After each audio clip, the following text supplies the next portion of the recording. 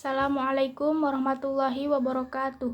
Perkenalkan, nama saya Aprasyadydah, mahasiswa dari Universitas Samudra, Prodi Pendidikan Geografi 2019 Unit 1. Adapun tujuan saya dalam membuat video ini adalah untuk memenuhi tugas akhir mata kuliah Geologi Indonesia yang diampu oleh dosen saya, yaitu Ibu Fitria Mustika, SPD, MPD. Di dalam video ini saya akan menjelaskan tentang geologi tsunami. Berikut saya akan menjelaskan secara lengkapnya. Tsunami berasal dari bahasa Jepang. Su artinya pelabuhan dan nami artinya gelombang. Secara harfiah berarti ombak besar di pelabuhan, yang artinya adalah perpindahan badan air atau gelombang laut yang terjadi karena adanya gangguan impulsif. Gangguan impulsif tersebut terjadi akibat adanya perubahan bentuk dasar laut yang disebabkan oleh perubahan permukaan laut secara vertikal dengan tiba-tiba atau dalam arah horizontal. Perubahan permukaan laut tersebut bisa disebabkan oleh gempa bumi yang berpusat di bawah laut, letusan gunung berapi bawah laut, longsor bawah laut, atau hantaman meteor di laut. Gelombang tsunami dapat merambat ke segala arah. Tenaga yang dikandung dalam gelombang tsunami adalah tetap terhadap fungsi ketinggian dan kelajuannya. Di laut dalam, gelombang tsunami dapat merambat dengan kecepatan 500 sampai 1000 km per jam, setara dengan kecepatan pesawat terbang. Hantaman gelombang tsunami bisa masuk hingga puluhan kilometer dari bibir pantai. Kerusakan dan korban jiwa yang terjadi karena tsunami bisa diakibatkan karena hantaman air maupun material yang terbawa oleh aliran gelombang tsunami.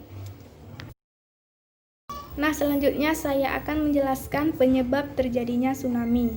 Ada beberapa penyebab terjadinya tsunami. Yang pertama, gempa bumi yang berpusat di bawah laut. Gempa bumi dasar laut dapat menjadi penyebab terjadinya tsunami. Adalah gempa bumi dengan kriteria sebagai berikut. Yang pertama, gempa bumi yang terjadi di dasar laut. Yang kedua, pusat gempa kurang dari 30 km dari permukaan laut. Yang ketiga, magnitudo gempa bumi lebih besar dari 6,0 skala Richter. Dan yang terakhir, jenis pensesaran gempa tergolong sesar vertikal atau sesar naik turun. Penyebab terjadinya tsunami yang kedua adalah letusan gunung api. Letusan gunung berapi dapat menyebabkan terjadinya gempa vulkanik. Tsunami besar yang terjadi pada tahun 1883 adalah akibat meletusnya Gunung Krakatau yang berada di Selat Sunda. Oleh karena itu, karena Indonesia sebagai negara kepulauan yang berada di wilayah Ring of Fire, maka dunia tentu harus mewaspadai ancaman ini. Penyebab terjadinya tsunami yang ketiga yaitu longsor bawah laut. Longsor bawah laut ini terjadi adanya tabrakan antara lempeng samudra dan lempeng benua. Proses ini mengakibatkan terjadinya palung laut dan pegunungan.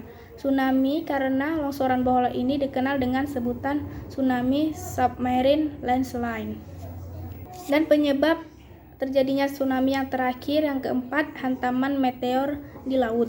Jatuhnya meteor berukuran besar di laut juga merupakan penyebab terjadinya tsunami. Berikut ini saya akan menyebutkan ciri-ciri terjadinya tsunami. Yang pertama, air laut itu tiba-tiba surut. Yang kedua, terdengar suara gemuruh. Yang ketiga, terdapat gempa mengiring. Yang keempat, perubahan tingkah laku hewan. Dan yang terakhir, yang kelima, bau asin yang sangat menyengat. Selanjutnya saya akan menjelaskan tentang proses terjadinya tsunami. Proses terjadinya tsunami adalah berawal dari gerakan vertikal pada lempeng yang berupa patahan ataupun sesar. Patahan ini menyebabkan dasar laut naik atau turun secara tiba-tiba atau dalam fase ini dinamakan gempa bumi. Biasanya gempa bumi ini terjadi di daerah subduksi. Nah, karena adanya gempa bumi ini, pula keseimbangan air di atasnya terganggu, sehingga terjadi suatu aliran energi air laut. Energi ini berupa gelombang bergerak menuju pantai dan biasa kita kenal dengan tsunami. Nah, yang perlu diingat adalah tidak semua kejadian gempa bumi atau gerakan lempeng menyebabkan tsunami. Hanya gempa dengan kekuatan yang tinggilah yang dapat menyebabkan tsunami, atau dengan kata lain, gempa dengan kekuatan sekurang-kurangnya 6,5 skala Richter. Selain itu, lokasi terjadinya gempa juga menjadi pertimbangan. Gempa bumi yang berpusat di tengah laut dangkal 0, sampai 30 km dapat menyebabkan proses terjadinya tsunami lebih cepat sampai ke daratan. Adapun proses terjadinya tsunami secara lebih jelas yaitu yang pertama adanya gerakan vertikal pada lempeng yang berupa patahan. Yang kedua, patahan menyebabkan dasar laut naik yang dinamakan gempa bumi. Yang ketiga, keseimbangan air terganggu. Dan yang keempat, munculnya gelombang tsunami yang bergerak menuju ke pantai. Berikutnya saya akan menjelaskan tentang jenis-jenis tsunami. Jenis-jenis tsunami dapat diklasifikasikan berdasarkan beberapa aspek eksternal, seperti waktu terjadinya dan penyebabnya. Secara umum, tsunami dapat dibagi oleh dua hal, yaitu gempa tektonik dan gempa vulkanik yang terjadi pada struktur geologi bumi. Adapun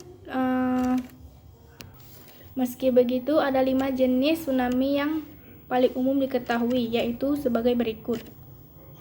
Yang pertama ada tsunami lokal. Tsunami lokal adalah jenis tsunami yang berkaitan dengan epicentrum gempa yang terjadi di sekitar area pantai. Dengan begitu, waktu yang tempuh untuk diperlukan dari titik kejadian hingga tiba di bibir pantai sekitar 5-30 menit. Umumnya gempa lokal berdampak cukup besar karena gelombangnya sangat deras, terasa meski telah mencapai area daratan. Yang kedua ada tsunami regional.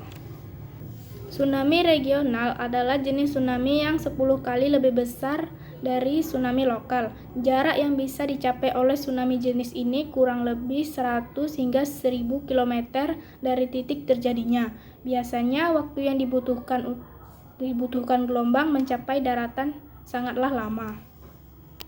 Yang ketiga ada tsunami jarak.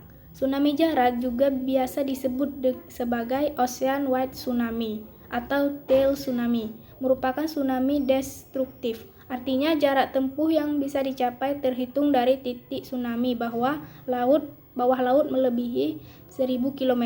Dengan begitu setidaknya butuh waktu 3 jam untuk tiba di daratan. Yang keempat, tsunami meteorologi. Tsunami meteorologi ini juga biasa disebut dengan meteo tsunami atau tsunami atmosfer, merupakan suatu fenomena alam yang menyerupai tsunami. Hanya saja tsunami ini disebabkan oleh adanya gangguan pada atmosfer atau meteorologi seperti gelombang gravitasi atmosfer, lompatan tekanan, angin topan, saluran depan badai, dan sebagainya. Dan yang terakhir ada mikrotsunami. Mikrotsunami adalah jenis tsunami yang berukuran sangatlah kecil, sehingga akan sulit untuk diketahui dengan mata telanjang atau visual. Meski begitu, tsunami juga cukup berbahaya karena sulit terdeteksi. Dibutuhkan alat tertentu jika ingin mendeteksi keberadaan mikrotsunami ini. Yang terakhir, saya akan menjelaskan dampak terjadinya tsunami. Yang pertama, terjadinya kerusakan di mana-mana. Kerusakan yang terjadi ini adalah daerah yang terkena sapuan ombak.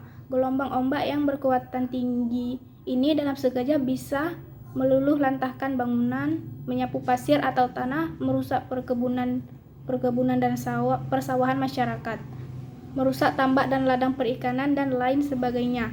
Kerusakan yang terjadi ini akan menimbulkan banyak kerugian, terutama kerugian berupa material. Yang kedua, bisa menghambat kegiatan perekonomian. Kerusakan dan kehilangan yang terjadi akibat gelombang tsunami akan melumpuhkan kegiatan perekonomian sampai beberapa waktu. Tidak hanya itu saja, namun kerugian yang disebabkan oleh tsunami mungkin akan menggantikan kegiatan produksi dan perdagangan dalam waktu tertentu. Yang ketiga, bisa menimbulkan bibit penyakit. Dampak selanjutnya dari bencana alam tsunami adalah timbulnya bibit penyakit. Ketika gelombang laut yang tinggi meluluh lantahkan daratan, maka yang akan ditemukan adalah benda-benda kotor tanah yang berlumpur, dan sebagainya.